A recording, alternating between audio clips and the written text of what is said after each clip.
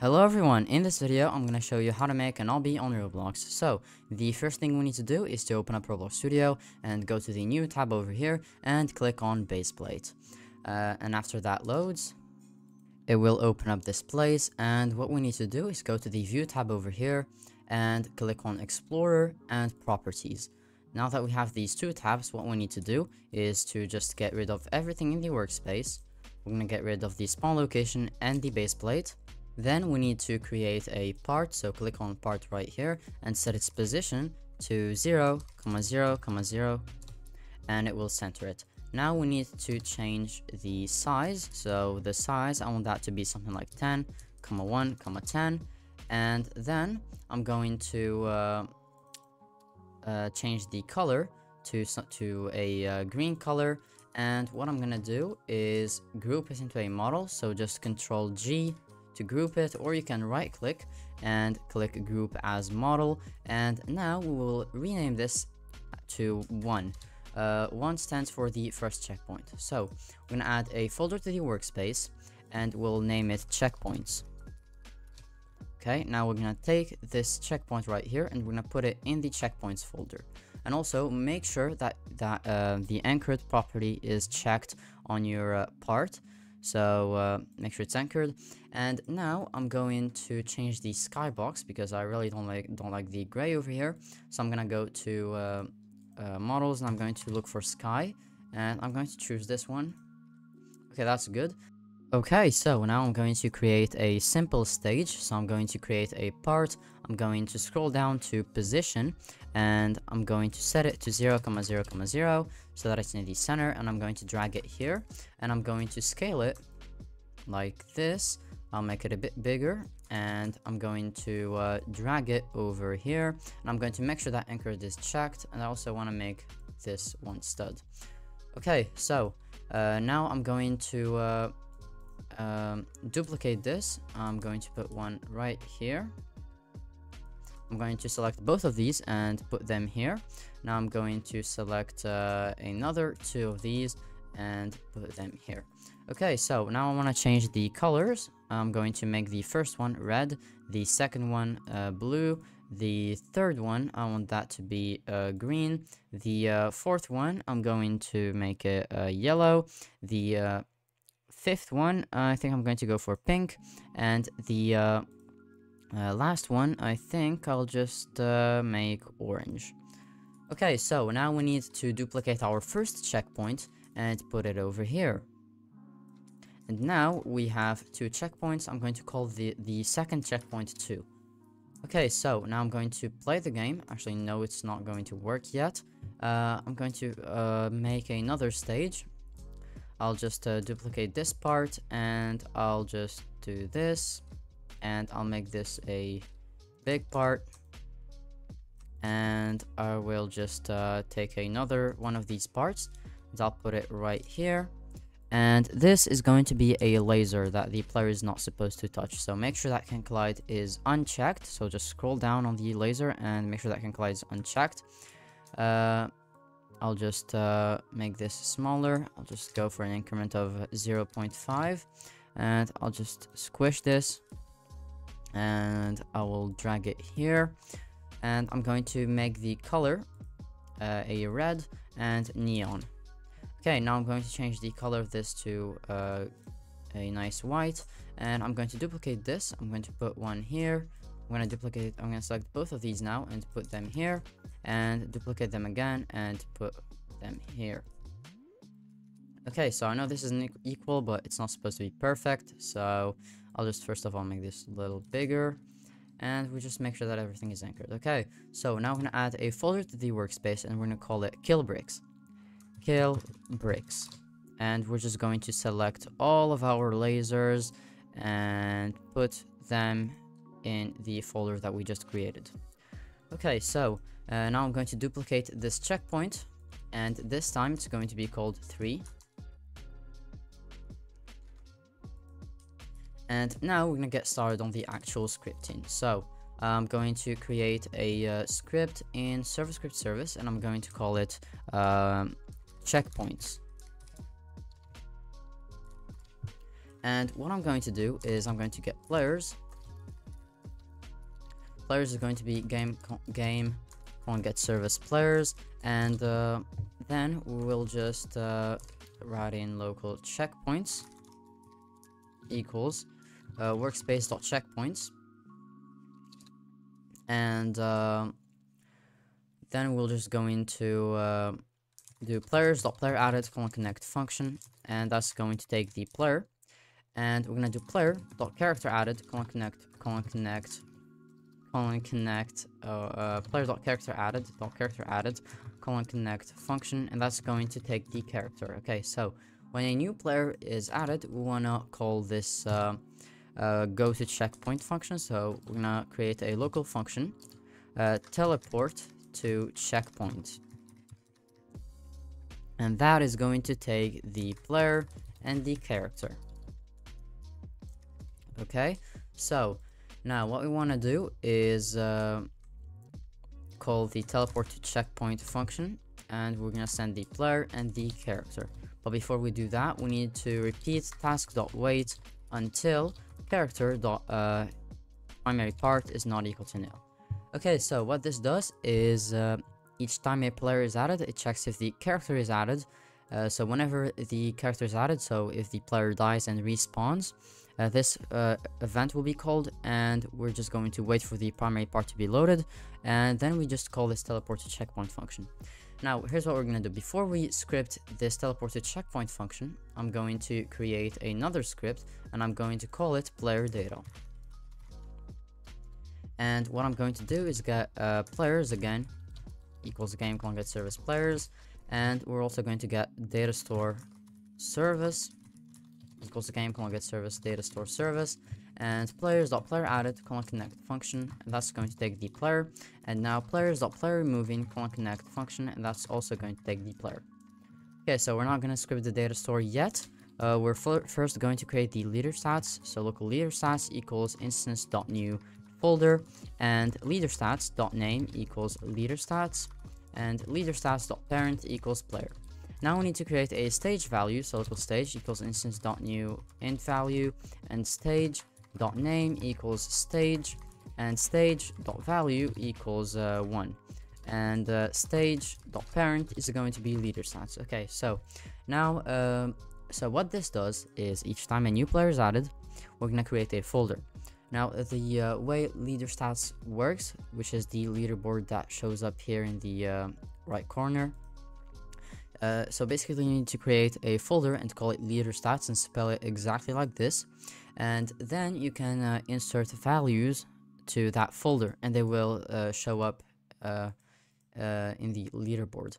So what we're doing is creating a new int value, which is an integer, and we're just setting its name to stage, and the default value is going to be 1, and the parent is going to be the folder that we just created. Now if you go ahead and play the game, we should have a leader stats folder in the player and a stage value in the leader stats. Okay, so as you can see, we have a stage value over here in the leaderboard, and we have a leader stats folder, and the stage value is inside of it. So now what we need to do is to make the player teleport to the checkpoint. So here's how this is going to work. We're gonna do character. I'm gonna do local checkpoint equals checkpoints, find first child, and we're just going to do player to string player dot leader stats dot stage dot value, and what we're gonna do is character dot humanoid root part dot cframe equals checkpoint dot primary part dot cframe. Okay, now this right now is going to error, so what we need to do is select our checkpoints over here and set the primary part of each one to the part inside of it. So I'm going to do that. Click on primary part, primary part again, and part, and what I want to do is right click on the part and click show orientation indicator. Okay, so this is correct. I'm going to play the game now and see if this works.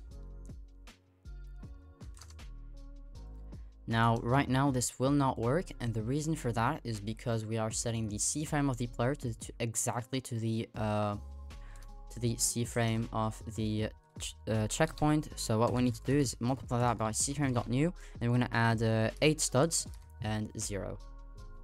So we're just positioning the player a little bit upwards, and that will work. Okay, so I'm going to wait for my player to load.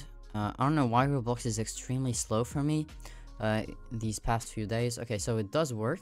As you can see, it took me to the checkpoint, but we can't really mark each checkpoint, and the kill bricks don't kill us yet. So what we're gonna do is we will enter our checkpoints script, and what I'm going to do is for underscore comma, we're gonna loop through each and every checkpoint in the checkpoints folder. So for underscore comma checkpoint in checkpoints, colon get children do, and we'll just check if, make sure that this is checkpoint, not checkpoints.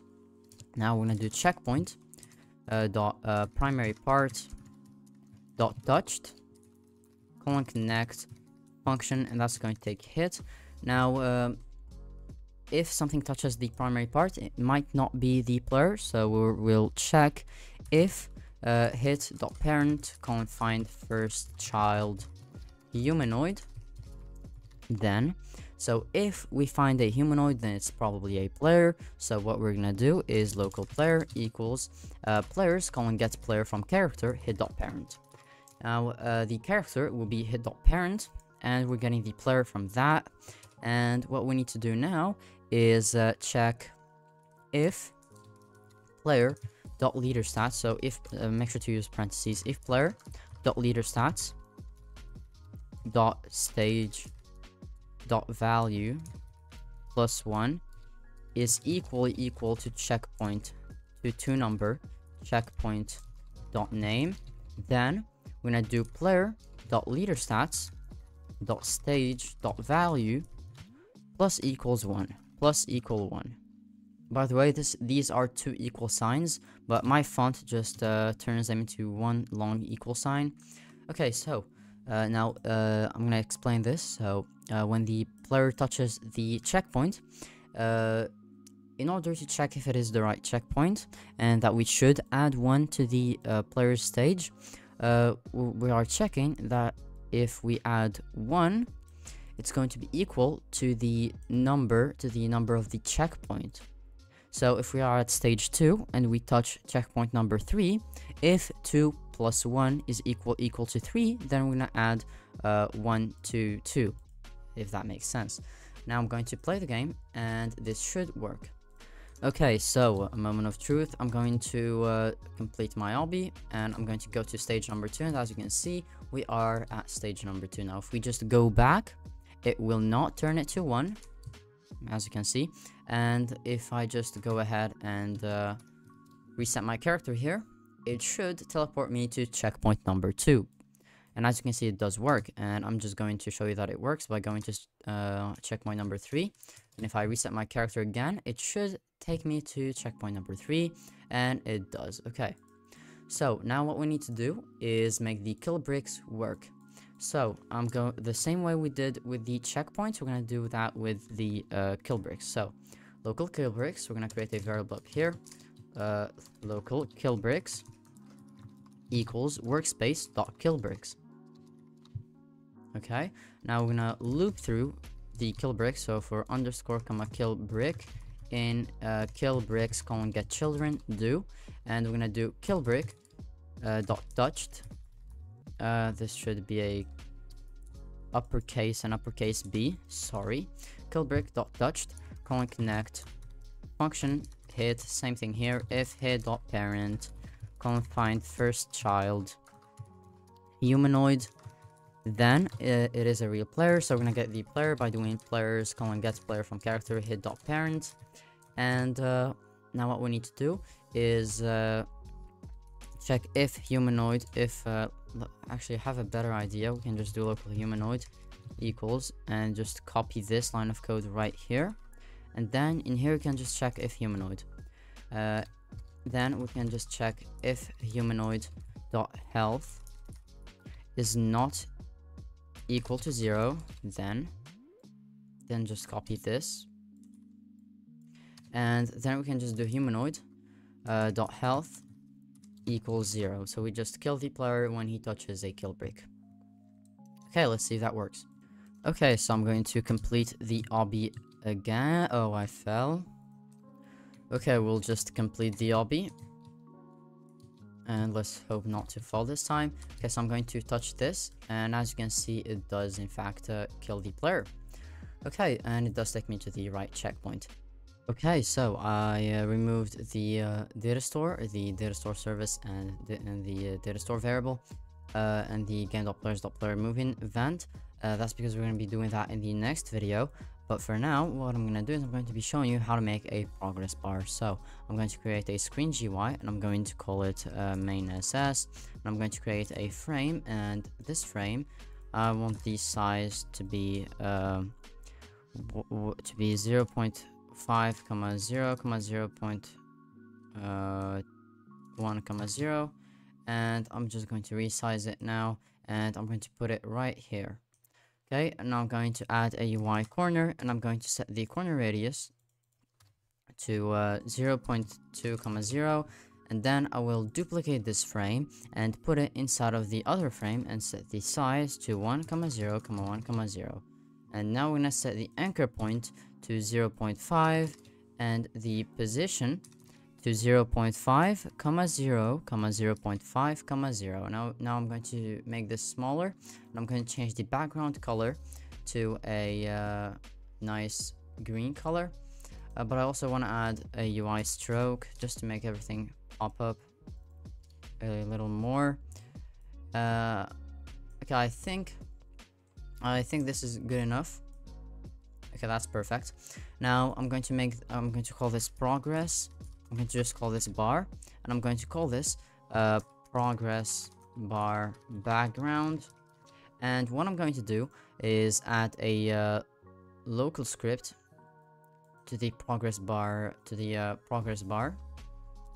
local script, and I'm going to call it progress bar, and I'm going to get players equals game get service players, and now we're gonna get the player equals players.local player, and now we're gonna do a local function update progress bar, and now we'll just do player wait for child leader stats wait for child stage dot changed connect function, and this will just take value, and we're just going to call the update progress bar, and it will take a value, and we're going to type in value. Okay, now we're also going to do update progress bar. Actually, no, we don't need to do this. Sorry, we don't need this.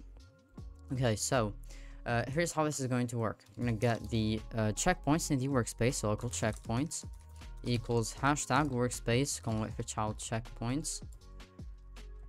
Sorry, just get rid of the hashtag. And now we're gonna do local total checkpoints equals hashtag checkpoints get children, and local current stage equals player.leader stats player wait for child leader stats wait for child stage dot value. And now we need to figure out the percentage. So we're gonna do local x, which is going to be how long the bar is going to be. It's going to be the current stage, and we're gonna divide that by the total checkpoints. And now we'll just do we're gonna get tween service, so local tween service equals game get service tween service, and we're just going to go down here and do tween service create script.parent comma and tween info.new 0.5 or maybe 0.5, and we're going to do size equals udim2.fromScale, and we're going to do x comma 1 and add a colon play. Okay, let's try this out and see if it works.